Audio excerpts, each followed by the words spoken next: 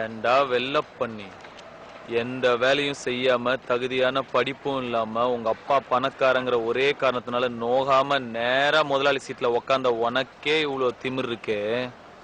அப்பா அம்மா கஷ்டப்பட்டு ஸ்கூலுக்கு டொனேஷன் கட்டி எல்கேஜில இருந்து 10வது வரைக்கும் ஃபெயில் ஆகாம படிச்சு 10வதுல ஈஸியான குரூப் எல்லாம் விட்டுட்டு இந்த குரூப் எடுத்தாதான் இன்ஜினியர் ஆக முடியும்னு கஷ்டமான குரூப்பா எடுத்து பிசிக்ஸ்க்கு ஒரு டியூஷன், கெமிஸ்ட்ரிக்கு ஒரு டியூஷன், மேக்ஸுக்கு ஒரு டியூஷன் ரோடா அலைஞ்சு அதுக்கு ஃபீஸ் கட்ட பெத்தவங்கள வேற ரோடா அலைய விட்டு பப்ளிக் எக்ஸாம்ல பாஸ் ஆறதுக்கு நைட் எல்லாம் பிளாஸ்க்ல டீ வச்சு படிச்சு காலையில அலாரம் வச்சு எந்திரிச்சு படிச்சு அதுல வாங்குற மார்க் எல்லாம் பத்தாம டிஎன்பிசி எக்ஸாம்க்கு வேற தனியா ஒரு 2 மாசம் உட்காந்து படிச்சு அதுல வாங்குற கட் ஆஃப் மார்க் யூஸ்லெஸ்ஸா போய் அம்மா நகைய அடமானம் வச்சு காலேஜ்ல சீட்டு வாங்கி ஃபர்ஸ்ட் இயர்ல இருந்து 4th இயர் வரைக்கும் வச்ச அரியர்லாம் 4th இயர்ல மொத்தமா கிளியர் பண்ணி இந்த சொசைட்டிக்குள்ள நுழைஞ்சா இந்த சொசைட்டி என்ன வேலை இல்லைன்னு செருப்பால அடிச்சு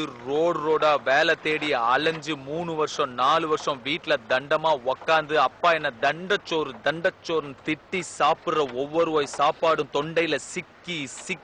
வலிச்சு இறங்கி எவனோ ஒரு புண்ணியவான் கடைசியில ஒரு நல்ல மனுஷன் எனக்கு வேலை கொடுத்து அதையும் புடிங்க நினைக்கிற உன்ன மாதிரி ஒரு புறம்போக்கெல்லாம் சமாளிச்சு இன்னைக்கு உன் முன்னாடி நின்னு பேசிக்கிட்டு இருக்கிற வேலையில்லா பட்டதாரி எனக்கு எவ்வளவு திமிரா இருக்கும்.